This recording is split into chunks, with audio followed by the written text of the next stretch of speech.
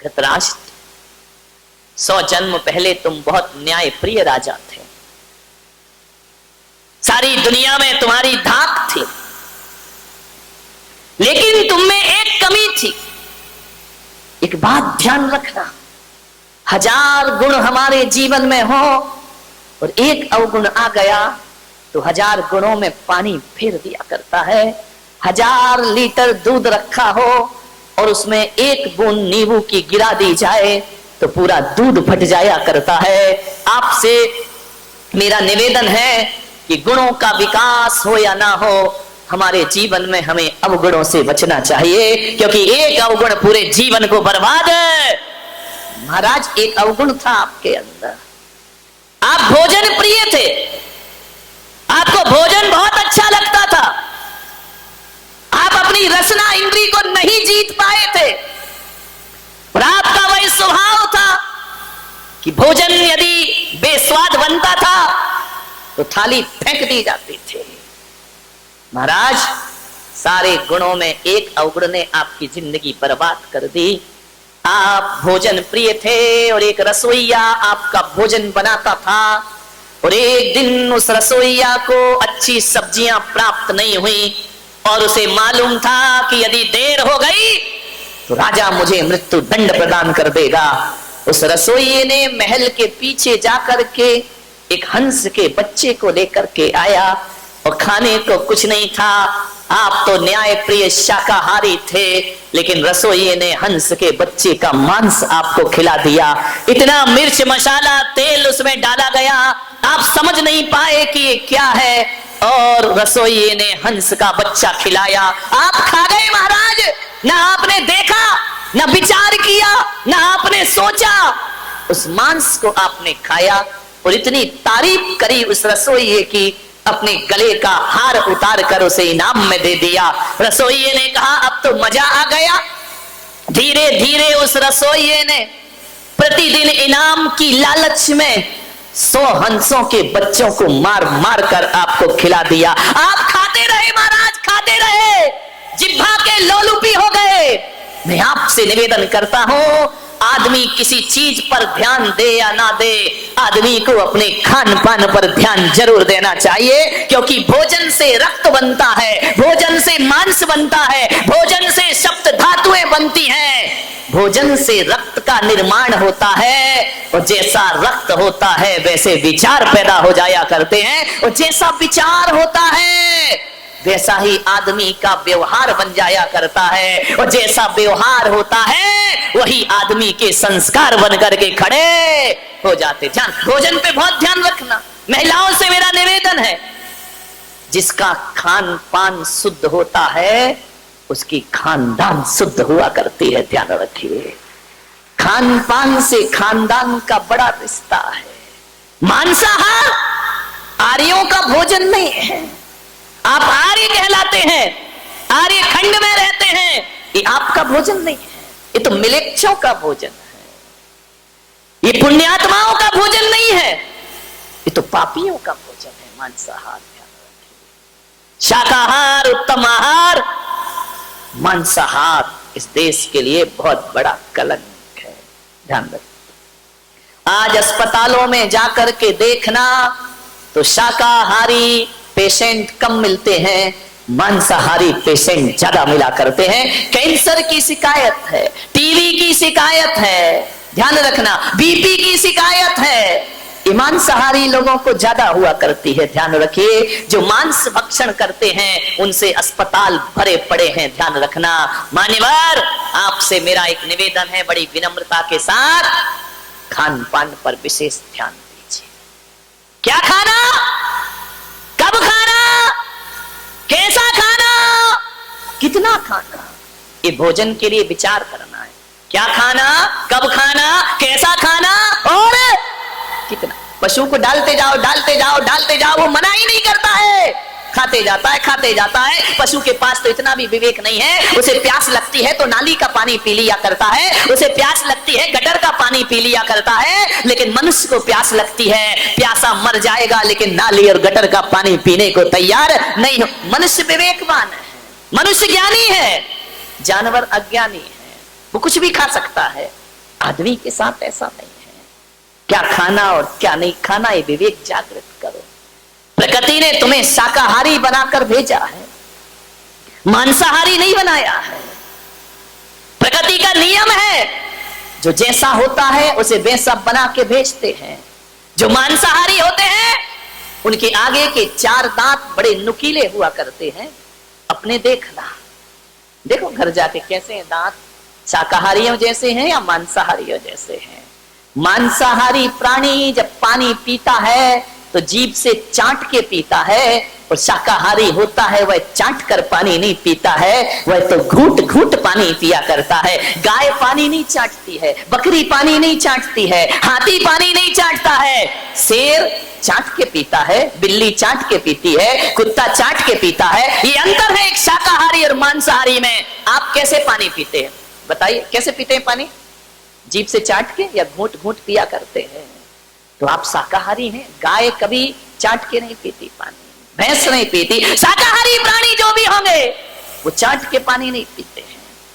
मांसाहारियों के नाखून की बनावट अलग होती है, वह नुकीले होते हैं और घूम जाया करते। आपके नाखून तो ऐसे नहीं है ना। तो भगवान ने आपको मांसाहारी बनाया है या शाकाहारी बनाया है? जरा ईश्वर से जाके पूछना। मांसाहारी प्राणियों की आंखें रात के अंधेरे में लाल चमका करती हैं, शाकाहारी की नहीं चमका करती हैं। आपकी आंख अंधेरे में चमकती है या नहीं चमकती है? विचार करिए।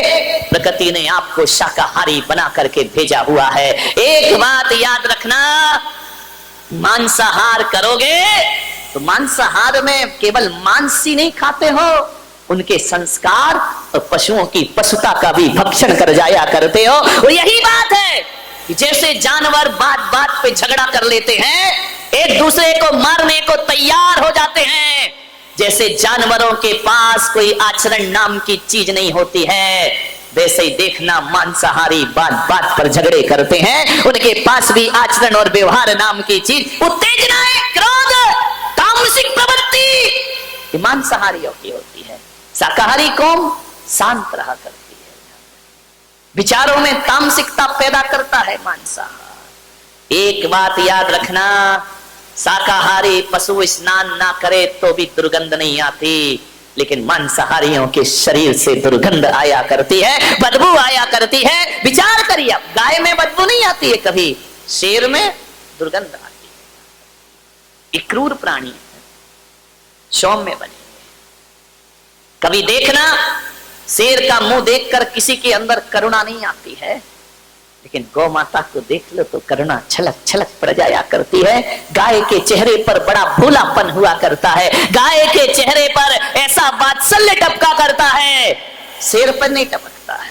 ध्यान रखना। राजन, तुमने 100 हंसों का मांस खाया है, आज उसका ये दुष्परिणाम है कि तुम्हें 100 बच्चों की लाश पे आंसू बहाना पड़ रहे हैं। ध्यान रखिए, तुमने भी तो किसी के बच्चे छीने थे, तुमने भी तो क्रूरता से धृतराष्ट्र ने कहा कि महाराज वो तो मेरे अनजान का कृत्य था, क्या अनजान के किए पापों की भी सजा मिलती है कि जानबूझकर किए पापों की सजा मिलती है?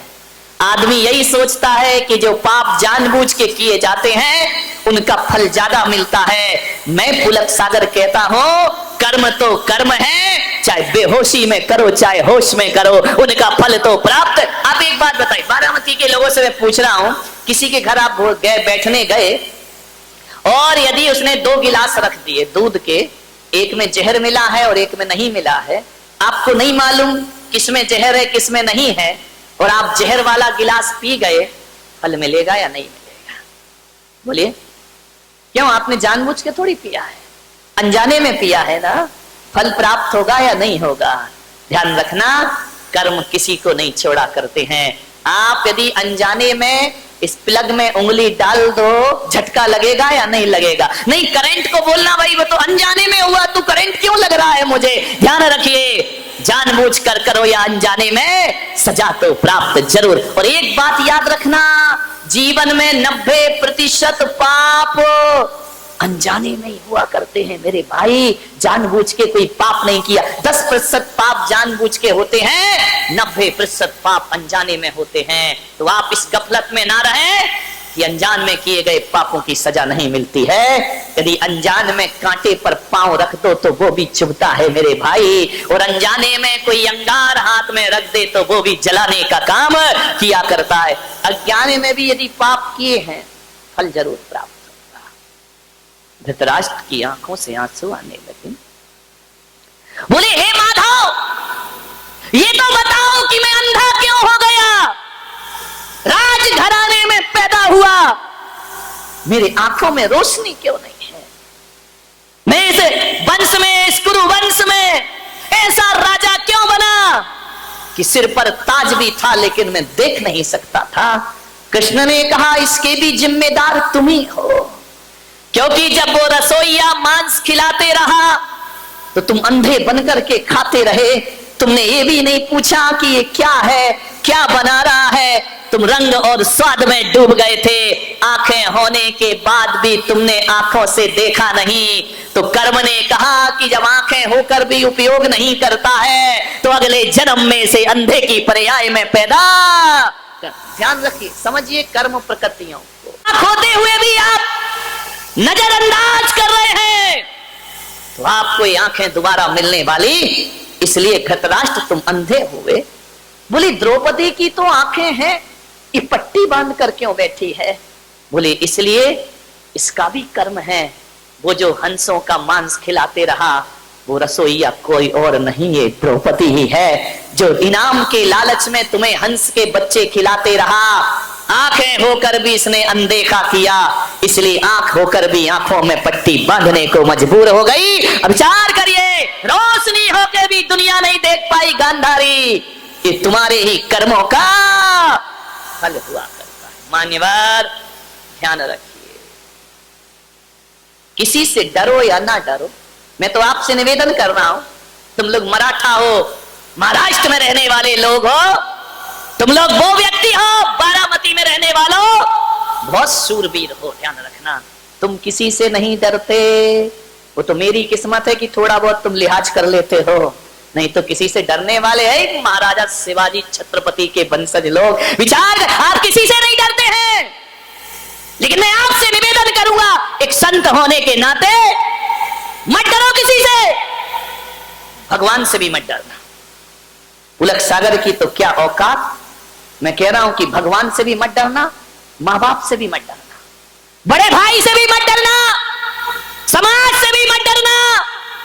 लेकिन मैं आपसे एक निवेदन करता हूं कि समाज से, भाई से, परिवार से, बड़े बुजुर्गों से, गुरु से भी मत डरो। नहीं डरना तो मत डरिए, निर्भीक होकर जिए। लेकिन आपसे एक निवेदन करूंगा कि डरना तो भगवान से भी नहीं चाहिए, लेकिन आपसे एक ही निवेदन है मेरा कि भगवान से डरो या ना डरो, पर आदमी को अपने कर्मों से जरूर डरना चाहिए, क्योंकि कर्म किसी को छोड़ते भगवान तो फिर भी छोड़ देगा, लेकिन कर्म किसी को भी छोड़ते नहीं। कर्मों को सुधार। कबीरा जब हम पैदा हुए जग हंसे हम रोए, वैसी करनी कर चलो हम हंसे जग रोए। ध्यान, कर्मों को सुधारिए, करनी सुधार लो, कर्म सुधर गया जन्म सुधर गया। ध्यान रखना, मति सुधर गई गति सुधर जाएगी, भाव सुधर गए भाव सुधर जाएंगे। ध्यान रखें, कुछ नहीं करना है,